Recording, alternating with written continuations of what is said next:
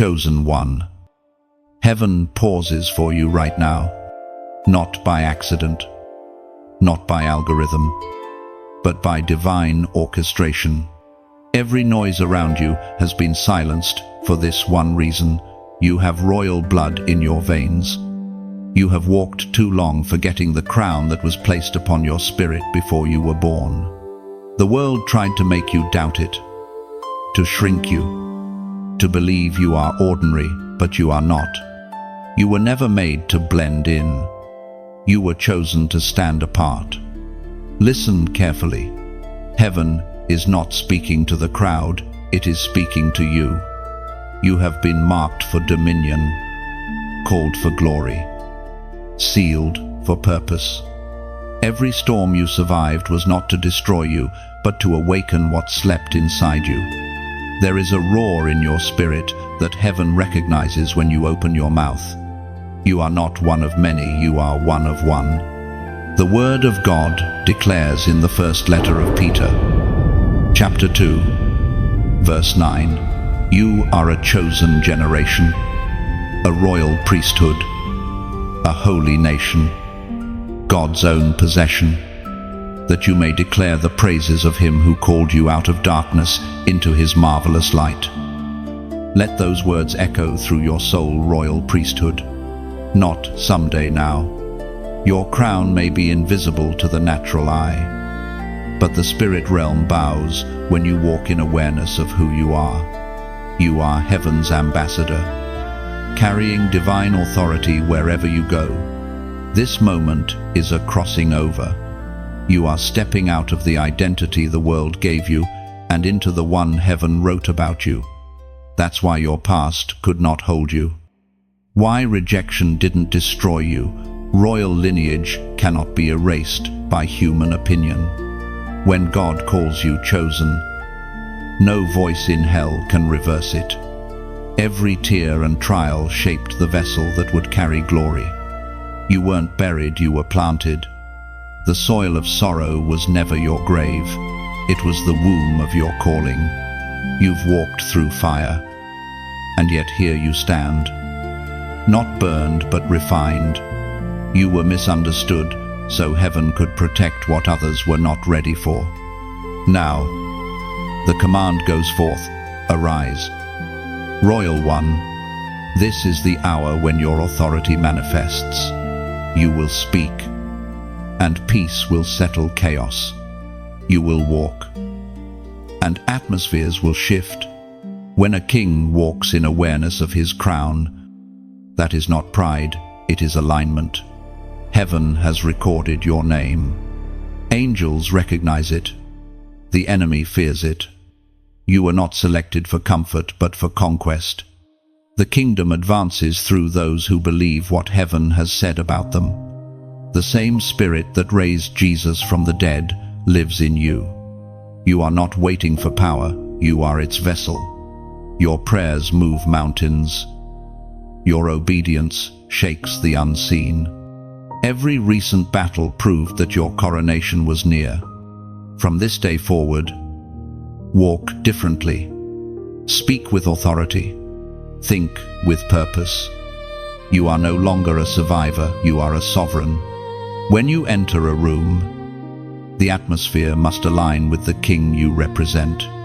Lift your head. Adjust your spiritual crown. You are chosen. You are royal. You are his. If this word confirms what your spirit already knows, like this message, share it so another hidden royal may awaken, and comment 777, I walk in royal power. Subscribe to stay aligned with the flow of divine revelation. This is not coincidence, it is confirmation. From this day on, chosen one, you will walk in royal power. The throne is waiting. Step into it. The season of hiding is over. For too long, you have lived in the shadows, carrying brilliance the world never saw. Heaven watched as you questioned your own light, wondering if anyone would ever see what God placed inside you. You mistook silence for rejection, but it was protection. You called it delay, but it was divine development. The hidden season was never meant to break you, it was meant to build you. There are moments in the life of every chosen one when visibility feels like it has vanished. You pray, but no one seems to hear. You serve, but no one seems to notice. And still, deep inside, a quiet voice keeps saying, "Wait." That waiting was never wasted. Heaven was crafting your foundation where eyes could not reach.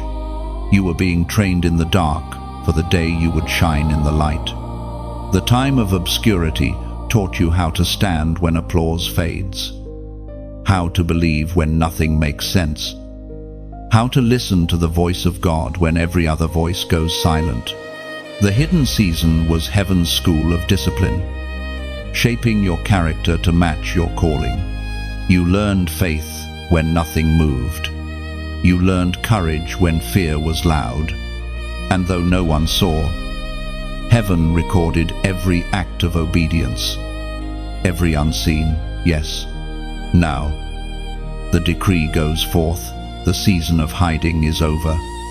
The same hand that concealed you now reveals you. Every buried gift is being summoned to rise. Every anointing that was wrapped in silence is being unwrapped. The time of invisibility ends now. You are not emerging empty, you are emerging equipped. You carry wisdom forged in isolation, humility tempered by waiting, strength refined through tears. You have been trained to move without needing validation. You no longer crave recognition, you crave purpose. That shift alone marks your readiness for what comes next. As Jesus himself declared in the Gospel of Matthew, chapter 5, verse 14, "You are the light of the world. A city set on a hill cannot be hidden." Do you see it? Light was never meant to stay buried. Darkness has no power over it. The light in you has outgrown its hiding place. The walls that once contained you can no longer hold the brilliance that God has kindled inside your spirit. Every door that seemed closed was simply waiting for this moment of divine unveiling. Heaven never hides you to punish, it hides you to prepare. And when the appointed time arrives, not even the schemes of darkness can keep you covered. The time has come for your visibility to match your anointing. You will begin to notice it, the conversations that open unexpectedly, the favor that finds you without striving, the alignment of people and opportunities that feel like divine choreography. It is not coincidence, it is heaven's timing. So, walk forward without fear.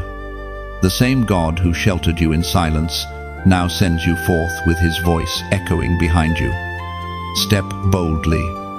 Speak with the authority of one who has graduated from hiddenness. The season that tried to bury you will become the testimony that crowns you. You were never forgotten.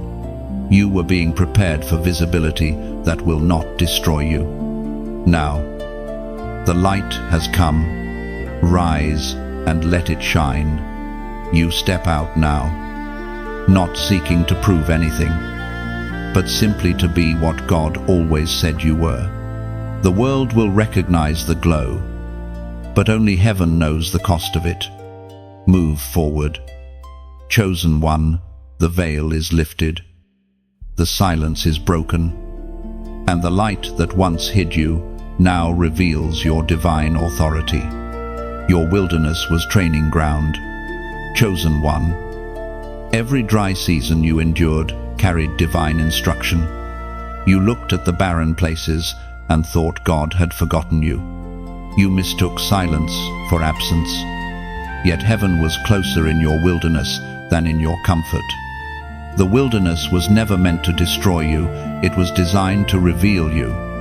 There, in the quiet where no applause existed, you learned to listen. You discovered that real strength isn't built when everything works, it's forged when nothing does. Every unanswered prayer trained your trust. Every lonely night purified your motives. When others walked in abundance, you learned how to walk by faith. The wilderness stripped away dependence on what could be seen, teaching you to trust the invisible hand of God. Heaven never wastes pain. Every tear was tuition in the school of destiny. When you cried, "Lord, why me?" the answer was already written, because you are chosen. Royal ones are never trained in comfort, they are refined in isolation. David learned kingship in caves, not in castles. Joseph's crown was carved in prison, not in palaces.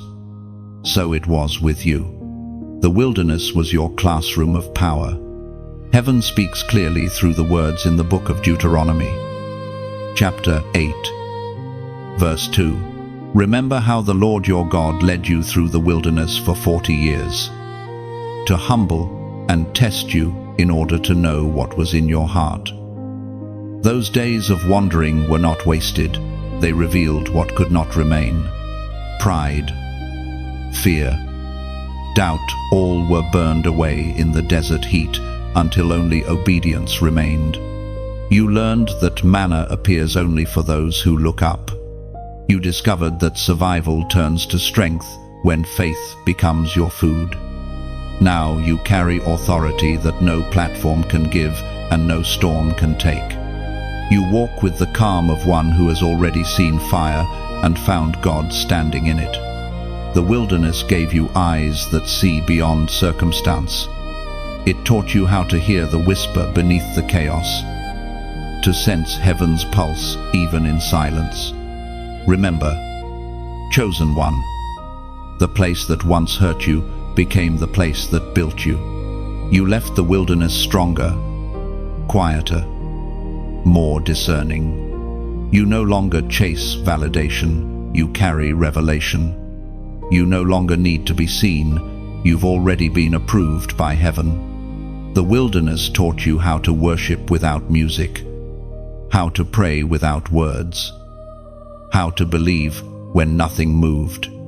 That's why you walk with a quiet authority now, because you have wrestled with doubt and still chosen faith. You are not fragile, you are forged. You are not forgotten, you are formed. When the next challenge rises, you will not panic. You will remember. You've seen lack before and learned that provision always comes. You felt fear and watched faith silence it. The wilderness built reflexes of victory. What once drained you now trains you. What once scared you now strengthens you. So do not despise the memory of barren seasons. Bless them. They were the anvil of your becoming. Without them, you would not carry this depth of peace, this maturity of faith, this steadiness of soul. The wilderness did not break you, it crowned you with resilience. If your heart bears witness to this truth, comment below, "Still standing." It's not just a phrase, it's a declaration that every test became testimony. Every valley became vision. When you write it, you mark yourself as one who survived the wilderness and now carries the wisdom of it. You walked through emptiness and came out filled. You were humbled and came out holy. You were tested and came out trusted. The wilderness was never punishment. It was preparation for the royal stage ahead. Cleansing before coronation. Chosen one. Before every crown, there comes a cleansing. Before every elevation, there is a refining. The palace cannot be entered with the dust of the past still clinging to your garments. God, in His mercy, has been washing you sometimes through tears, sometimes through separation, sometimes through silence. This cleansing is not rejection, it is preparation.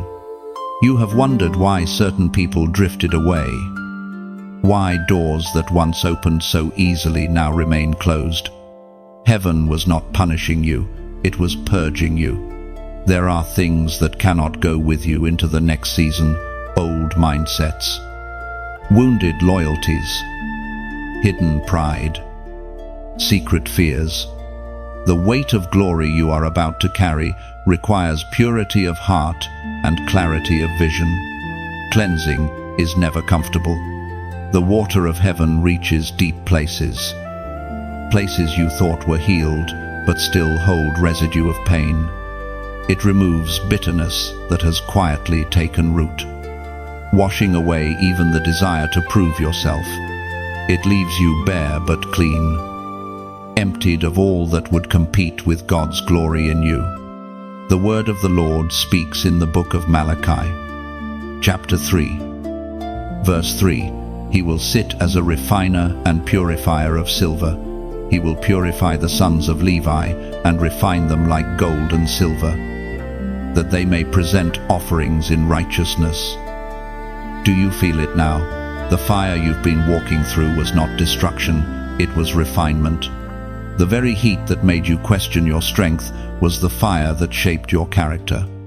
Silver cannot shine until the dross is burned away, and the refiner does not remove it from the flame until he sees his reflection in it. That is what heaven has been doing in you, burning until his image is visible in your heart.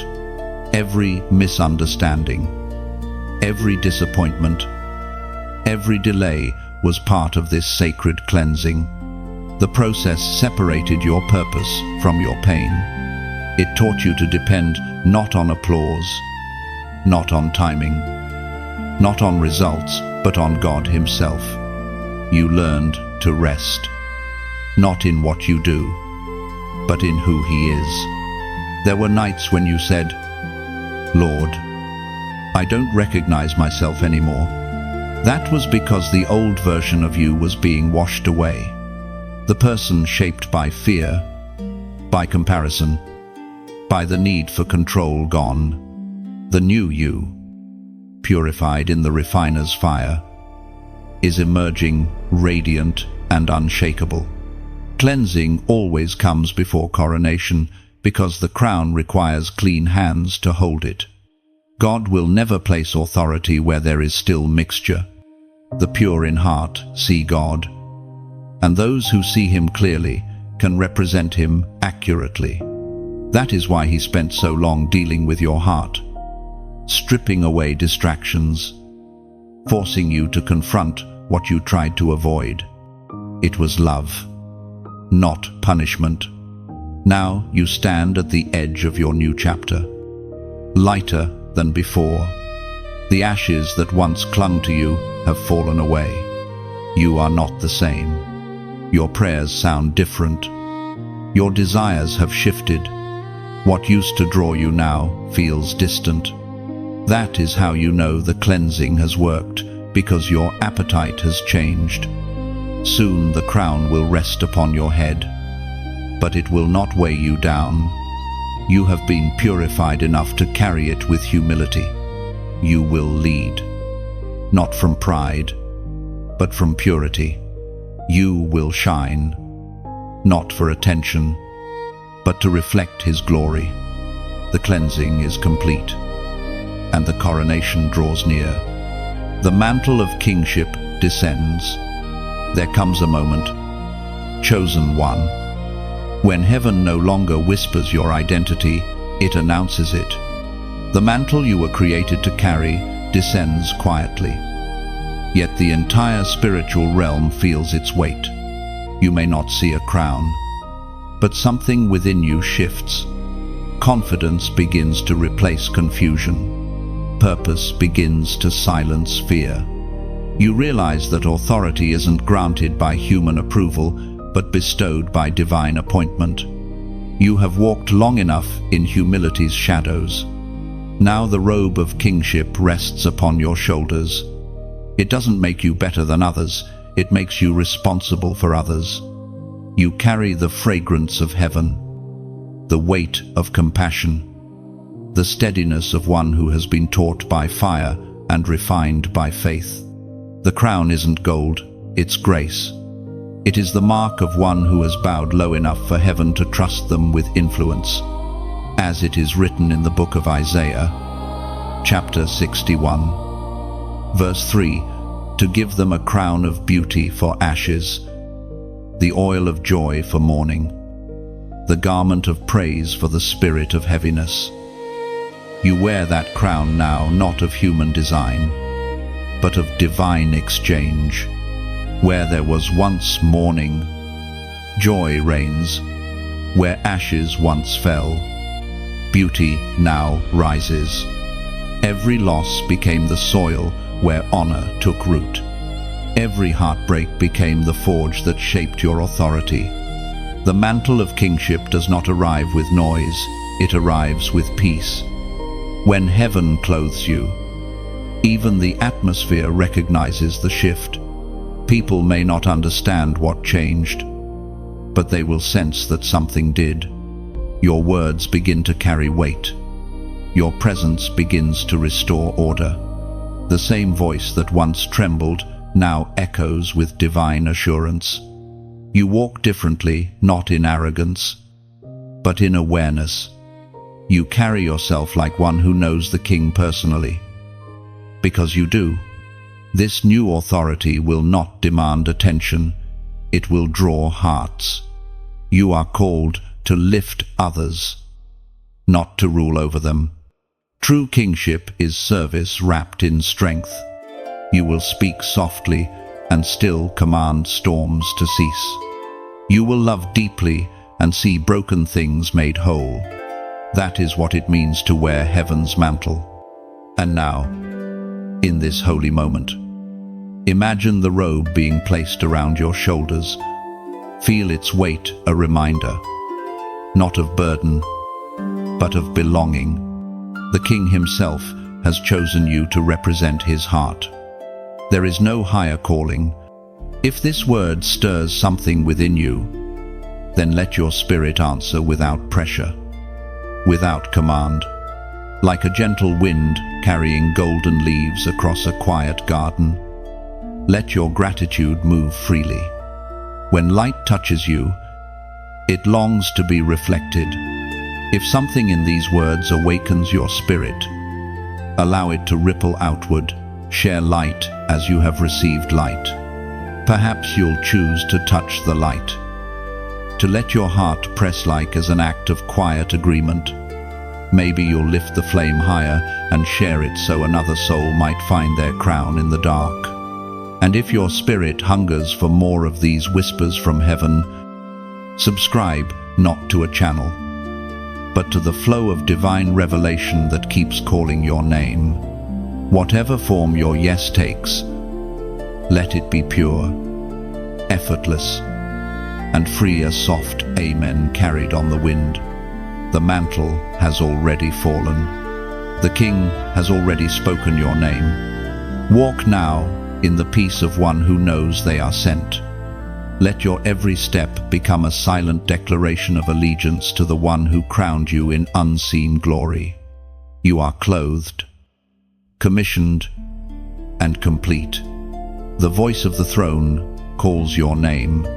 There is a sound that pierces through time and chaos, a sound not everyone hears. But you do. It is the voice of the throne, calling your name with clarity and fire. You've heard it in dreams, in moments of silence, in that quiet pull that keeps drawing you back to purpose. It is not imagination, it is invitation. Heaven is summoning you into covenant, into movement, into the next dimension of your destiny. For years, you have felt the stirring without understanding it fully. You've been marked for something larger than your surroundings. And that inner tension, the ache between comfort and calling, was heaven's signal that you were made for more. The voice of the throne does not shout, it resonates. It reaches into the marrow of your soul and reminds you of what you once promised God before time began. It was proclaimed by the prophet Isaiah. Chapter 43, verse 1. Fear not, for I have redeemed you. I have called you by name. You are mine. Those words are not ancient, they are alive. Heaven still speaks them now. When God calls your name, it carries power. That call breaks chains, reorders paths, and awakens dormant gifts. The moment your name leaves his lips, angels move, the atmosphere shifts, and destiny realigns. But the calling of God is never casual. It is sacred.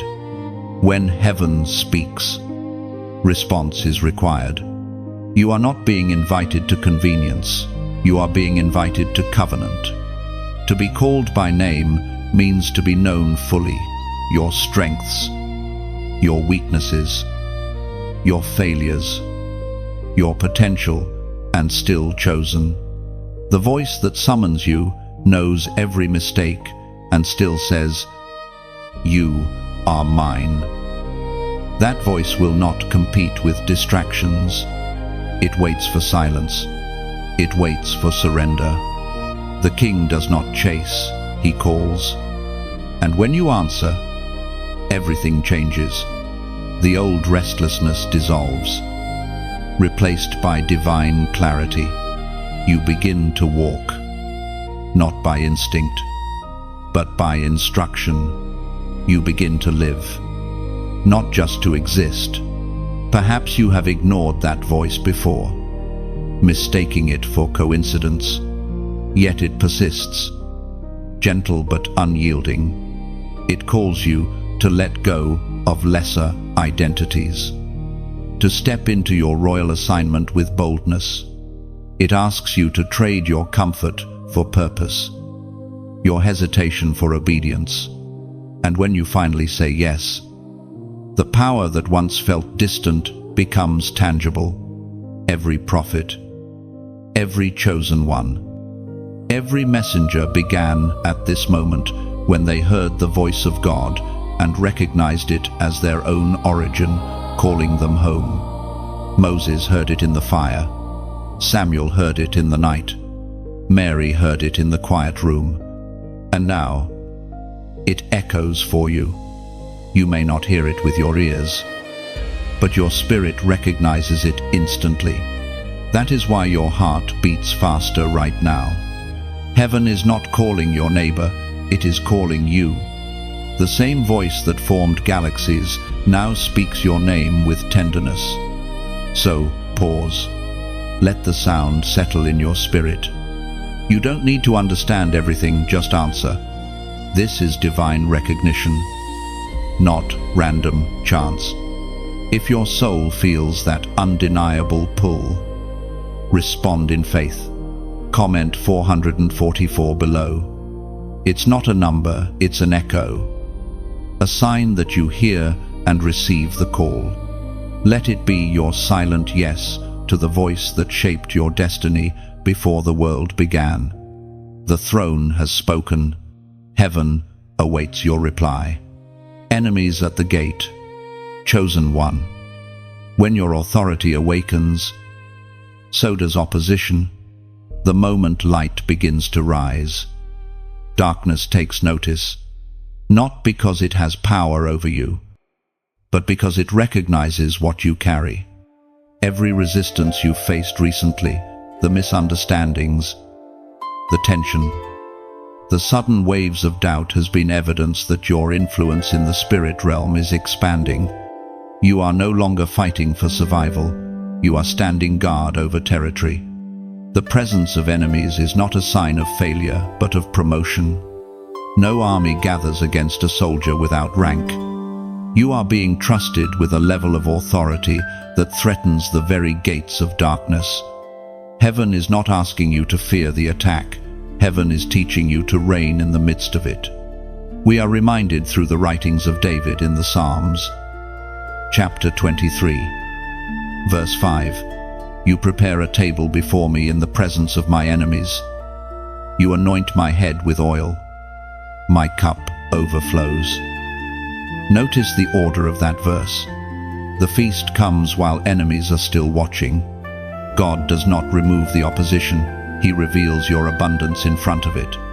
The oil is poured, not in secret, but in sight of those who once doubted your worth. The overflowing cup becomes heaven's way of declaring, "This one is mine." The warfare you have faced was never about destruction, it was about recognition. Hell attacks what heaven endorses. Every dart of criticism, every whisper of slander, every sudden betrayal was permission for God to reveal His defense over you. The table has already been set. The oil is already flowing, and the same enemies that mocked you will witness your rising. Do not let fear steal your focus. You are not surrounded by danger, you are surrounded by destiny. The angels assigned to your life have not gone silent, they have gone strategic. There is movement in the unseen, positioning, aligning, guarding.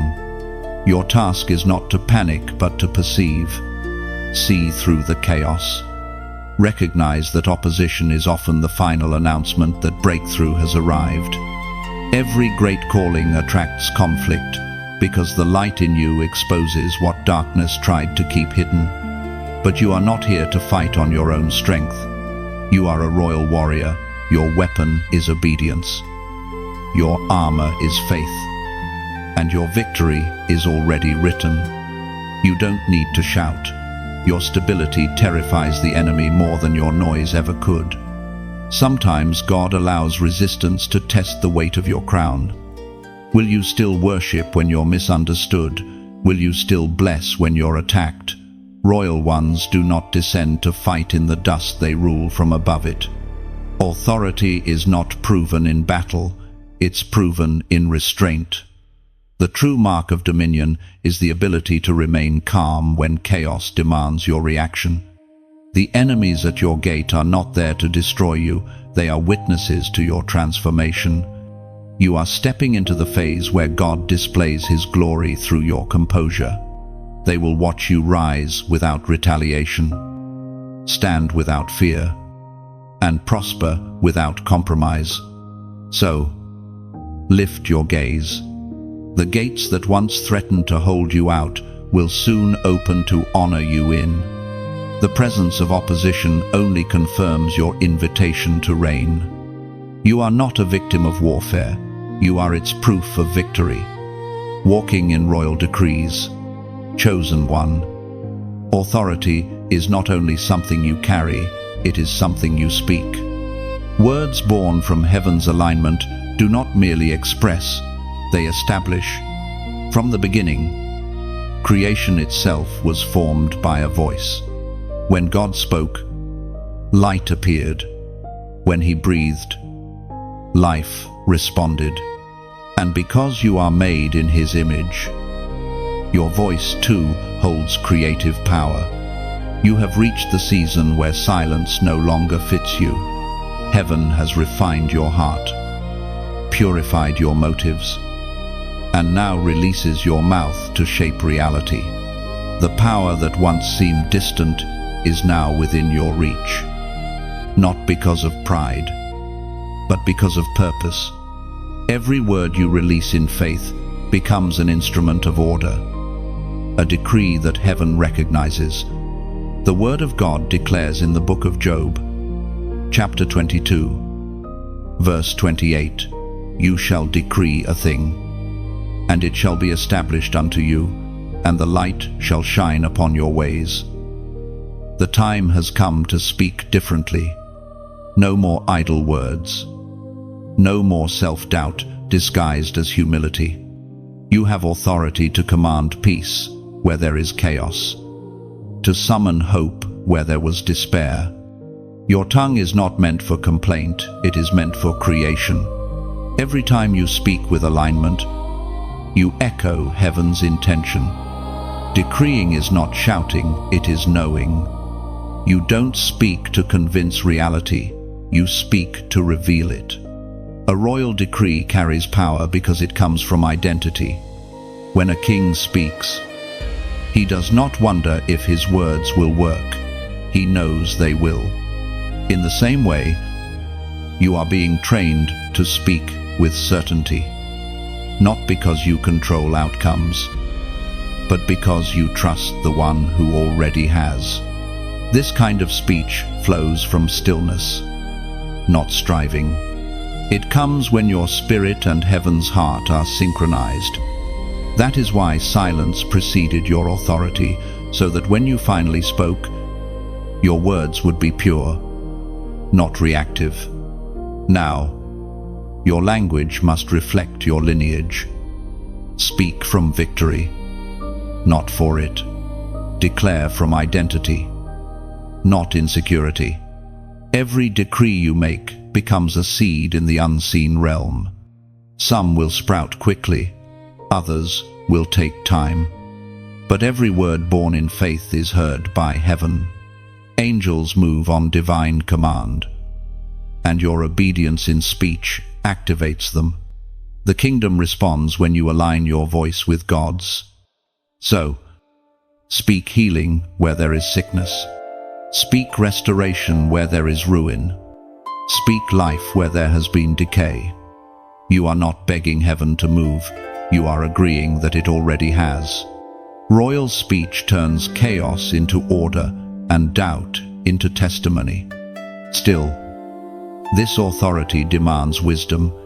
Power without purity can wound. Before every decree, pause and listen. Let compassion shape your words. The king you represent speaks in love, never in arrogance. You were not given authority to dominate, but to deliver. Every sentence that leaves your mouth should reflect mercy, not ego. Understand this, your decrees are not just words, they are blueprints. Heaven builds upon them. When you say peace, storms begin to quiet. When you say open, doors respond. You may not see it instantly, but the spiritual structure is already forming. Soon, you will realize that every transformation in your world began with your agreement to speak what heaven had whispered. You will look around and see evidence of your obedience, restored relationships, renewed hope, realigned purpose. You walk now not as a servant begging for change, but as a ruler enforcing divine law. The world bends to the sound of heaven in your voice. Your decrees are no longer timid requests, they are royal proclamations. Speak, and watch light answer. The weight of glory. Chosen one. Every step you've taken toward purpose has added unseen weight to your spirit. Not the heaviness of burden, but the gravity of presence. Glory is not glitter, it is substance. It is the quiet power that fills the air around those who have walked through the refining fire and still chosen to worship. It cannot be borrowed. It cannot be faked. It can only be carried. When the presence of God rests upon you, it is both beautiful and heavy. It humbles you. It silences pride, replaces haste with holiness, and turns ordinary ground into sacred space. The glory of God is not always loud. Sometimes it's the stillness that makes your heart tremble. The awareness that heaven has drawn near and is breathing through you. The Apostle Paul wrote in his second letter to the Corinthians, chapter 4, verse 17, "For our light affliction, which is but for a moment, works for us a far more exceeding and eternal weight of glory." This glory doesn't come cheaply. It costs comfort. It demands surrender. It asks you to walk through moments that seem unfair, only to realize later that every pressure was producing oil. The weight of glory presses you, not to crush you, but to extract purity from your spirit. the heavier the glory, the deeper the humility it requires. You have felt that pressure, the invisible stretching, the internal breaking. You wondered why you couldn't move as freely as before. Why the things that once thrilled you now feel empty. It's because heaven is clothing you in weight, not in noise.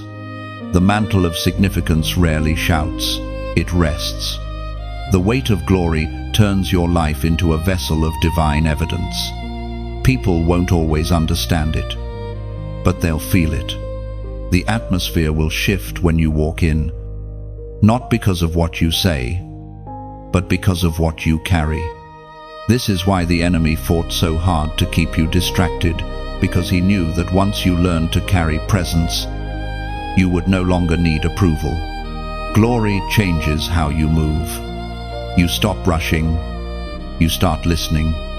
You sense that every step, every conversation, every act of obedience carries eternal weight. You walk slower, but with more impact. You speak fewer words, but each one carries power. The glory makes you careful, not fearful, but reverent. There will be days when you feel the tension between the divine and the human, the longing for heaven and the pull of earth. That is part of the call. You are a bridge between realms. The light of eternity passes through you, and the world begins to see God's reflection in your ordinary life. That's the miracle of the glory. It transforms daily existence into worship. Let this truth settle deep. The weight you feel is not punishment. It's proof that you've been trusted with presence. Many are gifted, but few are chosen to carry. You are among the few. If your spirit recognizes this truth, comment "carrying glory."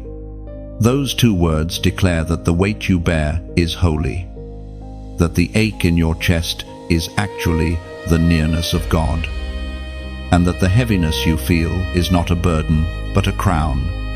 Carry it gently. Walk with reverence, for the King has chosen you as his vessel, and his glory now rests upon your life. When you type "carrying glory," you're not just commenting, you're declaring identity. You're saying, "I accept this mantle. I choose to walk in reverence, to carry his presence with honor, and to let my life reveal heaven's beauty." A crown tested by fire, chosen one. The true worth of a crown is never revealed in moments of peace. It shines brightest when tested by flame. Every trial you've faced, every betrayal you've endured, every dark night when faith was all you had, those were not accidents. They were divine forges, where your gold was purified and your courage proven. Fire is heaven's way of measuring authenticity. It doesn't destroy what is real, it only burns away what is false. You wondered why some seasons scorched so deeply, why prayers seemed unanswered, why the path narrowed instead of widening.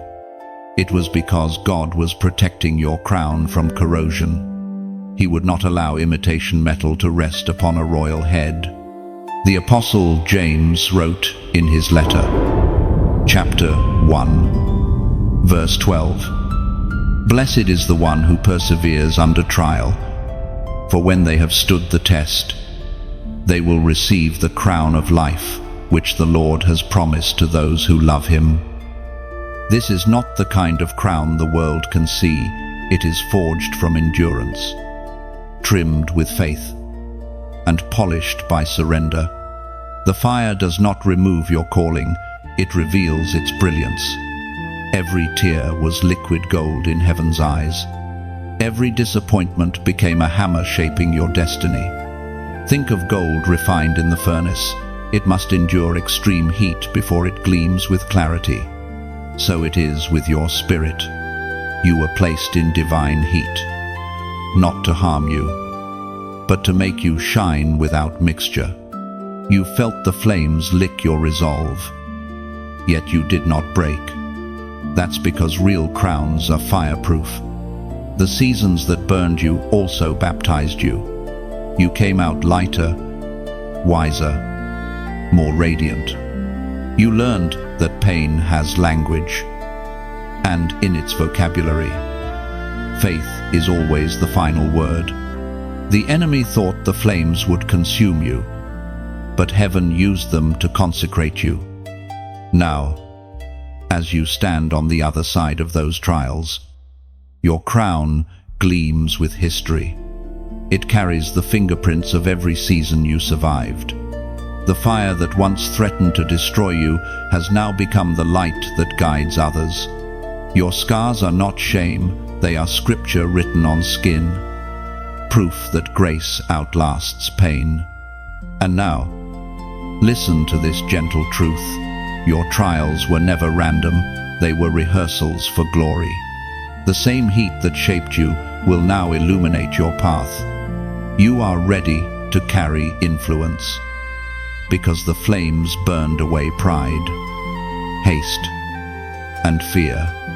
What remains is pure gold, steady, humble, and luminous. If these words stir something within, let your response be as natural as sunlight on water. Don't force it, let it flow. When a message touches your spirit, allow gratitude to breathe. Maybe you'll let your heart press like, as softly as a prayer whispered between storms. Maybe you'll share this flame, letting its warmth reach another weary traveler still walking through their own fire. And if your soul desires to remain close to this flow of light, subscribe not to a channel, but to the journey of continual renewal. Your engagement is not performance, it's partnership. Each gesture becomes a reflection of your agreement with heaven's process. Like fire dancing on gold, your yes shines quietly but unmistakably. The fire did not come to take your crown, it came to test it. Now that it has passed through, you wear something unshakable, faith forged, heart refined, destiny confirmed. Walk on, chosen one, and let your glow tell the story of every flame that failed to consume you. The royal court of heaven moves, chosen one. When you walk in obedience, the unseen world begins to shift around you. Every yes whispered in faith becomes a command that stirs the courts of heaven into motion. There is nothing passive about divine order when you align yourself with God's will. Angelic activity increases. The atmosphere rearranges itself to honor the decree of the King spoken through your life. You may not see it, but heaven is never still. Every prayer, every act of trust, every decision to walk in righteousness summons the attention of the divine court. There are angels assigned to your name, standing by, waiting for your obedience to give them movement. Nothing you do in faith goes unnoticed. Every act of surrender is recorded, and every sacrifice is honored. The psalmist wrote in Psalm 100:3, verse 20, "Bless the Lord, you his angels, mighty in strength, who do his bidding, who obey the voice of his word." Do you feel the weight of that truth, the very moment you choose faith over fear? Those mighty ones move at the sound of your alignment with God. The word you speak, when breathed from a pure heart, becomes a trumpet in the unseen. They respond not to your emotions but to your authority given through obedience. Heaven's government does not function by chaos, but by order. Every detail of your life is being woven into a divine strategy. Where you see delay, heaven sees coordination. Where you sense silence, heaven is orchestrating. Angels are arranging meetings, unlocking favor, redirecting paths. You may think nothing is happening, but behind the veil, everything is moving. The royal court does not rush. Timing is its language. Sometimes heaven waits for your maturity before it releases your next instruction. Authority given too soon can destroy what it was meant to build. That's why patience is the signature of royalty. You trust that what is yours cannot be lost. Only prepared. Remember, you are not working for heaven, you are working with it. The moment you understand that partnership, frustration gives way to flow. You begin to sense when to move, when to pause, when to speak, and when to stay silent. Divine order is not control, it is harmony. You are part of a living symphony conducted by the Creator Himself. Even now, as you read these words, heaven's network adjusts. Assignments are being reassigned. Pathways cleared. Old blockages removed. You feel that gentle peace in your chest because alignment always brings assurance. The King is not far away. His governance is operating through your obedience. You have entered the realm where your faith is no longer private. It has authority. What you agree with on earth, heaven confirms. What you renounce, heaven cancels. Every righteous decision you make echoes in the court of the Almighty, where justice and mercy meet. So walk with reverence, knowing you are never alone. When you speak truth, heaven's army stands behind your words. When you move in love, heaven amplifies your reach. When you forgive, the throne itself leans closer. The royal court does not watch idly. It moves in rhythm with your surrender. And as you continue this journey, remember, you do not need to see angels to believe they're working. You only need to stay faithful. The King's order has already been issued. The hosts of heaven are already moving. Your obedience was the signal they were waiting for. Your legacy of light. Chosen one. You were never chosen only to rise, you were chosen to remain. The mark of royalty is not how brightly one shines for a moment, but how faithfully that light endures through generations. You are not simply a recipient of grace, you are a carrier of legacy. What heaven begins in you will ripple far beyond your lifetime. Every battle you have overcome, every wound you have allowed God to heal, every cycle you have broken, these victories are not for you alone. They are inheritance. Generations after you will walk freer because you chose to obey in seasons where it would have been easier to quit. Your faith is writing a story your descendants will read in their spirits. The prophet Isaiah spoke in chapter 60, verse 1, "Arise, shine, for your light has come, and the glory of the Lord rises upon you." Light is not meant to be hoarded, it is meant to be handed down. When heaven lights a flame, it expects you to guard it, feed it, and then pass it forward.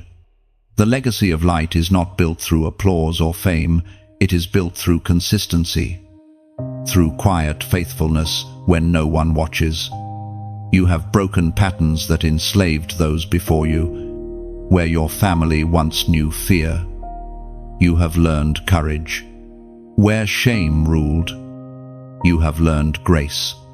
You have rewritten stories with your endurance. And even if you don't yet see the fruit, heaven already does. The light growing within you will outlive your name. Sometimes, you will feel the weight of carrying something eternal. That is because legacy is not light until it's lit by sacrifice.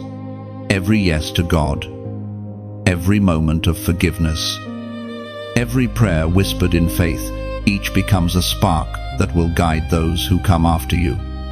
You are building highways of hope through your obedience. Your legacy is not measured by possessions or titles. It is measured by the lives transformed through your light.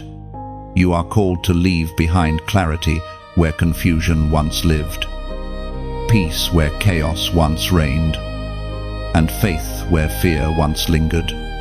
That is what it means to reign with Christ, not merely to live well, but to leave light wherever your feet have touched. You are part of a lineage of spiritual architects: Abraham, Moses, Esther, Ruth, Paul, all ordinary people who became carriers of extraordinary legacy. Now, your name joins that list. The same Spirit that empowered them flows through you, waiting for your agreement. The baton of light has been placed in your hand. Run your part of the race with joy.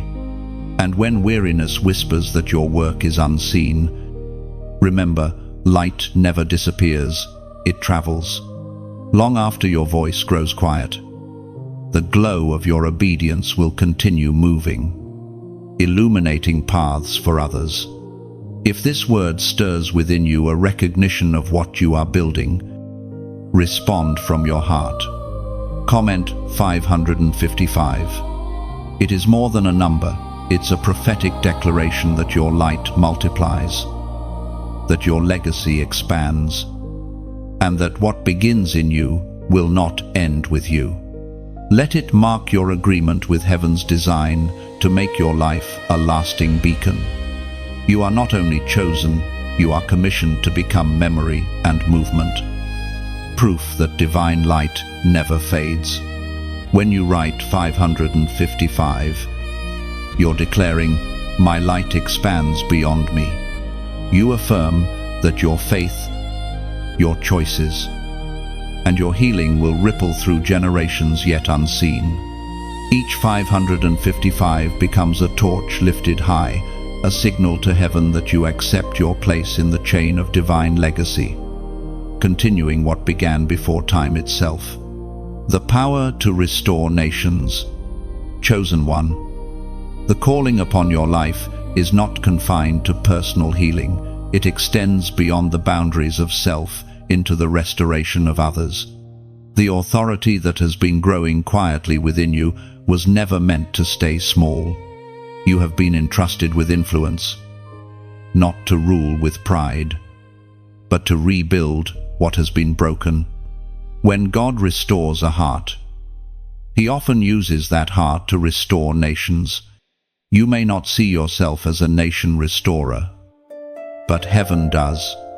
Restoration begins with one voice willing to echo truth where deception has reigned, one presence carrying peace where chaos has taken root. You are that presence. You are that echo.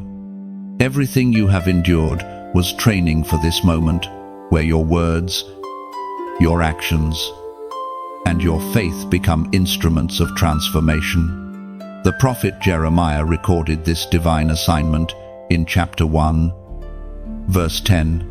"See, I have appointed you over nations and kingdoms, to uproot and to tear down, to destroy and to overthrow, to build and to plant." Do you feel the weight of those words? To be chosen is to be entrusted with divine construction. The same hands that comfort must also confront. Sometimes you will be called to pull down systems of fear, injustice, or silence, and other times to plant seeds of mercy, hope, and truth. Both acts are sacred, both are restoration. You restore by standing firm when compromise seems easier. You restore by showing love in a world addicted to division. You restore every time you forgive what tried to break you, refusing to let bitterness poison your lineage. Restoration is not always dramatic. It often begins quietly, in hearts that choose light over resentment, purpose over pain, The power within you is not political or positional, it is spiritual. True restoration flows from righteousness. When your heart aligns with heaven's justice, creation itself responds. The same spirit that hovered over the chaos in Genesis hovers through you now, waiting for your agreement to speak order into disorder. Do not underestimate the impact of your obedience. The smallest act done in faith reverberates beyond what you can see. Your prayer whispered in secret can shift an entire generation's trajectory. Your kindness can dismantle years of hardened hearts. Your intercession can heal invisible wounds in lands you may never visit. Such is the mystery of royal authority. It operates through unseen ripples. Yet with this power comes tenderness. The king you represent restores not through domination, but through compassion. His justice is mercy in motion. To carry his power, you must also carry his heart. Speak truth, but always through love. Lead boldly, but always with humility. Restoration is never forced, it is invited. You are not sent to save people, you are sent to remind them of who they are. To call forth the sleeping greatness inside the broken. To show through your life that redemption is possible, that the ruins can live again. There will be moments when your assignment feels too vast. But remember, you are not alone. Heaven rebuilds with you. Angels strengthen your hands. Grace ensures that even when you falter, the mission continues. The world does not need perfection, it needs presence. And your presence, anchored in divine purpose, carries the power to rebuild what centuries of darkness tried to erase. You, chosen one, are a restorer of nations. Speak, build, and plant and watch entire landscapes heal beneath the sound of your obedience. The throne within, chosen one, before you reign outwardly, you must first learn to reign within. Every battle in the world begins in the heart. Before you can command storms, you must learn to still the wind inside your own soul. This is the secret of true kingship, the mastery of self, the quiet dominion over your own thoughts, emotions, and desires. Authority without inner peace collapses. You cannot lead nations if you cannot lead your mind. You cannot decree life while entertaining death in your thinking. Heaven is not seeking perfect vessels. It seeks governed ones, people who have allowed divine order to begin inside them before they try to manifest it around them. According to what is revealed in the book of Proverbs, chapter 16, verse 32, better a person who controls their spirit than one who takes a city. The throne within is not made of gold, it is built of discipline, patience, and humility. It is the seat where your will kneels before divine wisdom. To sit there is to rule not by emotion, but by understanding. The greatest victories of your life will not be external, they will be invisible ones, won in the silence of your inner chambers. There are two kingdoms fighting for dominion inside every person, the kingdom of light and the kingdom of self. The first seeks to align you with heaven. The second seeks to keep you confined to fear, pride, and reaction. Every time you choose forgiveness over fury, truth over impulse, surrender over control, you strengthen the throne within. It is there in the hidden places of the heart that God meets you face to face. The world may applaud outer success, but heaven crowns inner mastery. That is why you have been through cycles of pressure and contradiction. They were designed to train your inner ruler. Each test forced you to decide, will you be governed by circumstance or by spirit? Inner dominion doesn't come through denial of emotion, it comes through sanctification of it. You feel pain, but you don't let it dictate your identity. You feel anger, but you choose to channel it into intercession rather than retaliation. You feel fear, but you turn it into fuel for faith. This is what it means to be royal, to harness power, not to be consumed by it. The throne within is also a sanctuary. When life becomes loud, it is the place you retreat to hear heaven's whisper. There, divine strategy is birthed. There, anxiety dissolves in worship. There, wisdom flows like oil. You learn that peace is not found by escaping storms, but by inviting God into them. From that place of inward governance, your outward life transforms. Relationships stabilize. Words carry more weight. Decisions come from stillness, not from pressure.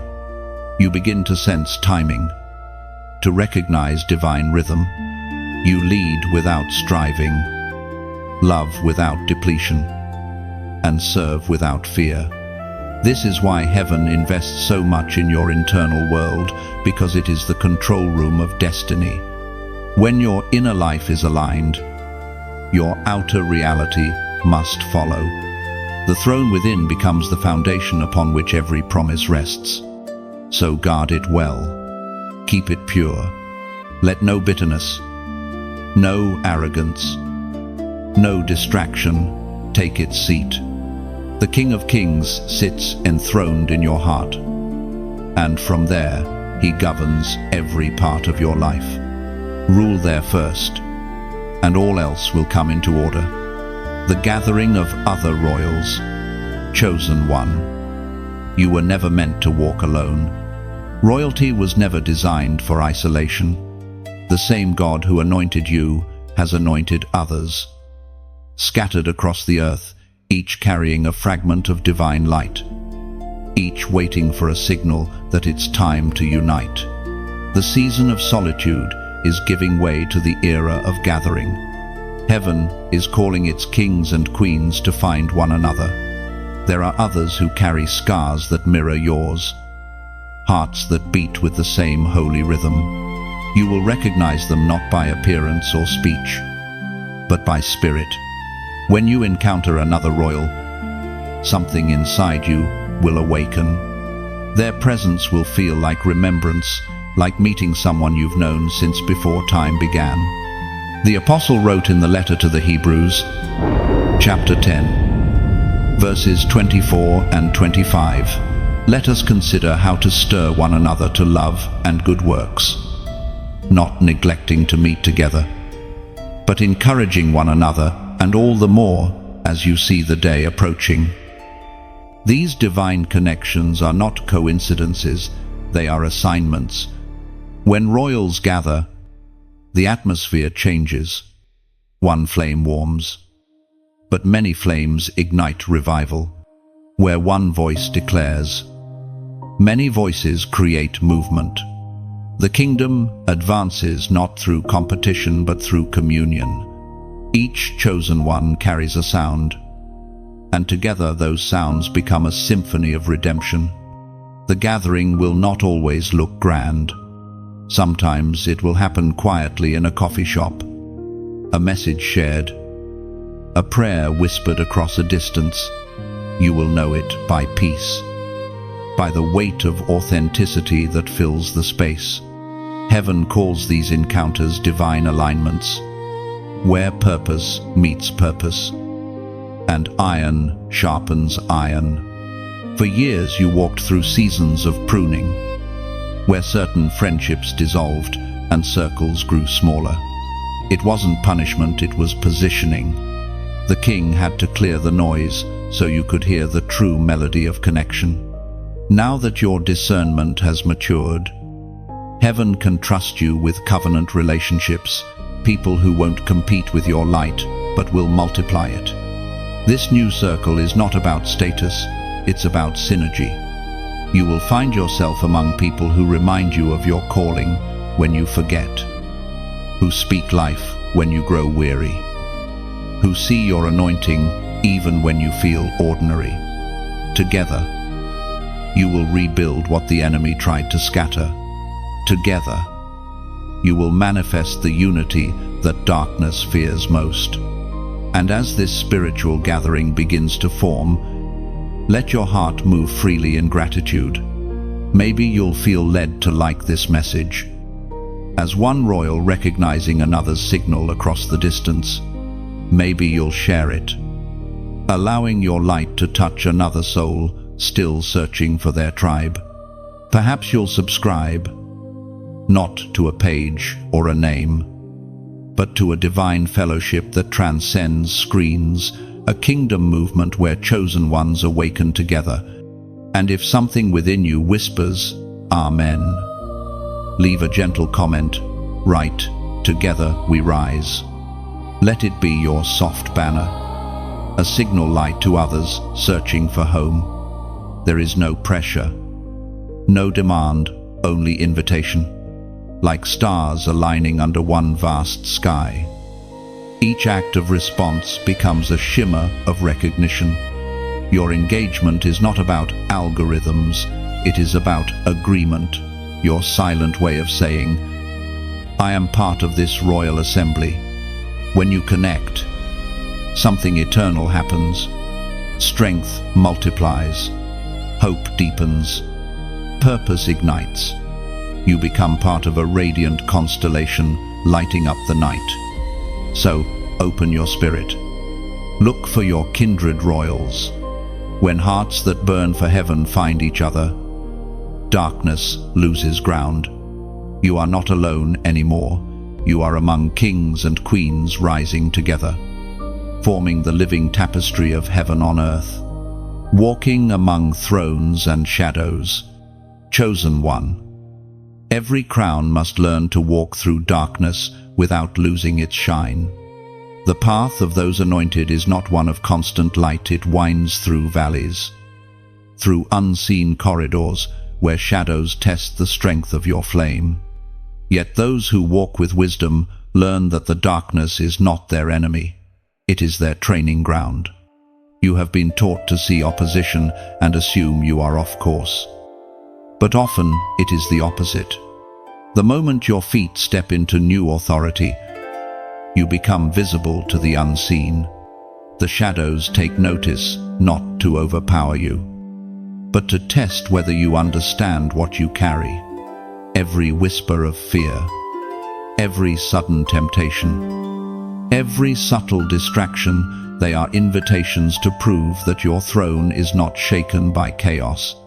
As Jesus himself declared in the Gospel of Luke, chapter 10, verse 19, I have given you authority to trample on serpents and scorpions, and over all the power of the enemy. Nothing shall by any means hurt you. This authority does not make you reckless, it makes you steady. To walk among thrones and shadows means you must see both realms at once, knowing that light and darkness often share the same space, yet never the same power. The shadows only exist where light stands close. You are that light. There will be moments when the world feels heavy, when confusion swirls like fog and clarity seems far away. Do not despair. Even the fog is a classroom, teaching you to listen beyond sight, to trust the inner compass of peace rather than the noise of fear. When your heart stays aligned with heaven, you can walk through any shadow without absorbing it. You have been given spiritual eyes to discern what others dismiss. That discernment is your armor. It allows you to sense danger without being consumed by it, to perceive deception without yielding to suspicion. You are learning to move like a king in battle, calm, calculated, aware of the unseen movements that try to distort your focus. This is not a journey of paranoia, it is a journey of perspective. You are learning to see the darkness and name it powerless. You are learning to sense warfare, but remain unafraid. You are learning that every throne of light casts a shadow, but the shadow cannot sit where the throne stands. There is elegance in how heaven trains its warriors. It does not remove them from the battlefield, it teaches them to glow in it. You will notice, as your awareness sharpens, that your peace itself becomes a weapon. The enemy loses strength every time you refuse to panic. Serenity is your sword.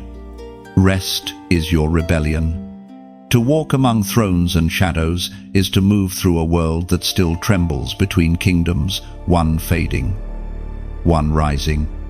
You are the evidence of the new order, carrying heaven's authority into realms that have forgotten hope. You do not preach light, you embody it. Every interaction becomes a quiet declaration that love still reigns, that mercy still breathes. And though the shadows may linger, they will never prevail. The King who called you walks beside you. His light is not external, it burns within your chest. Even when your path feels dim, his flame does not flicker. It guides, guards, and grounds you. So walk boldly, Royal One. Keep your eyes open but your heart unafraid. You were born for both realms, to understand darkness yet choose light, to see shadows yet carry glory.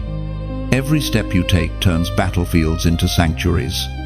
You are proof that heaven's authority walks unharmed through earth's uncertainty. Your throne does not tremble in the presence of darkness, it defines its boundaries. The coronation march. Chosen one. The moment has come. Heaven has waited, watched, refined, and now it rises to celebrate your ascension. You have walked through fire, endured wilderness, carried silence, and stood in storms that would have broken lesser hearts. But you are still standing. You are stronger, wiser, gentler, and purer. Every tear you have sown now blooms in gold at your feet. The coronation has begun not as a ceremony of earthly grandeur, but as a sacred unveiling of who you have always been. This is not a single moment in time, it is a transition of being. The crown you wear is not placed upon your head by human hands, but sealed upon your spirit by divine decree. The heavens bear witness to your obedience, and the earth begins to echo the sound of your steps.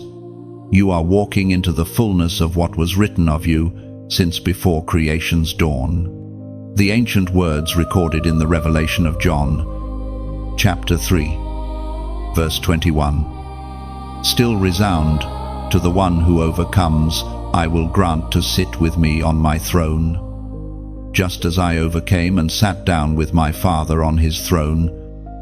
That is what this coronation means, not distance from God, but union with him.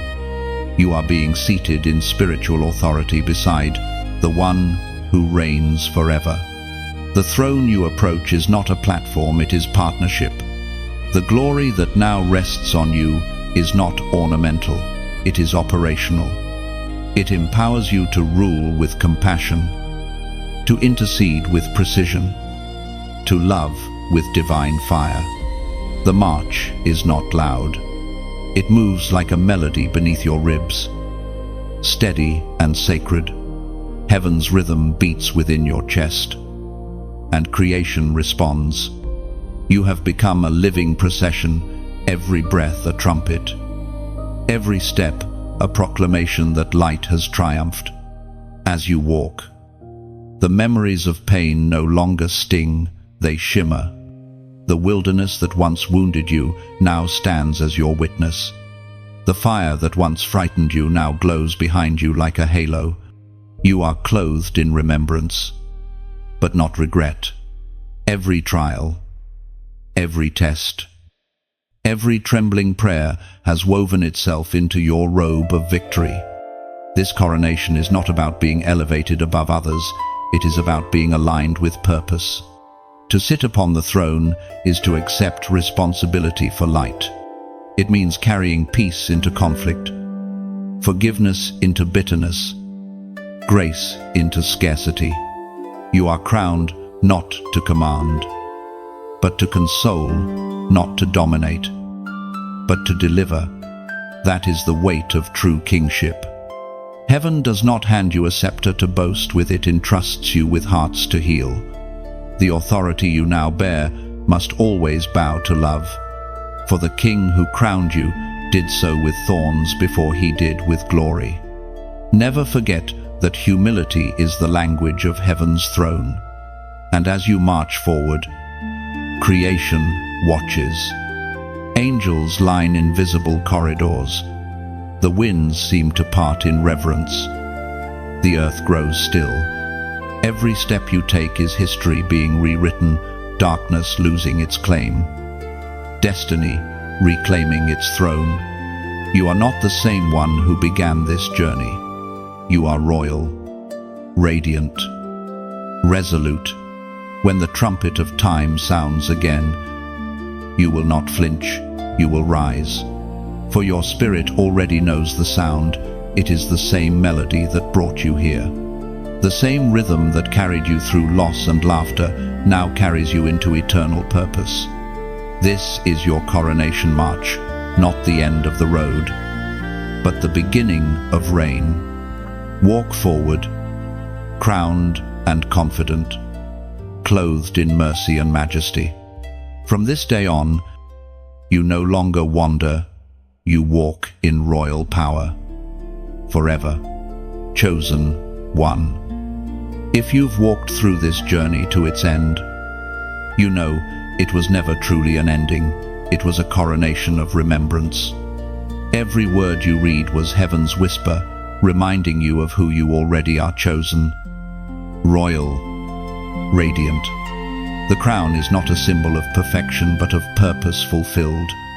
You stand now at the edge of something new, not waiting for destiny to come to you, but carrying destiny wherever you go. The road behind you has been refined by grace. The road before you glows with promise. This is your moment to breathe deeply, to stand tall, and to recognize the quiet majesty of what you've become. The heavens rejoice, not because you finished a script, but because you remembered your lineage. You were never just a reader, you were the story being written. And now, as this final word settles in your heart, let it move you gently, not with pressure, but with presence. Maybe you'll like this message as an echo of gratitude, a small flame lifted toward the sky. Maybe you'll share it, not for numbers, but as an act of light passing the torch, so another weary royal might find their crown again. And if this voice of heaven has felt like home to your spirit, subscribe, not merely to a page, but to a flow to remain connected where truth keeps breathing and faith keeps unfolding. And if your soul whispers Amen, comment below, crowned forever. Let it be your seal, your signature of agreement, your way of saying, I choose to walk in royal power, in love, in purpose. From this day forward, the story continues every time light is shared. And now, crowned one, the kingdom moves through you.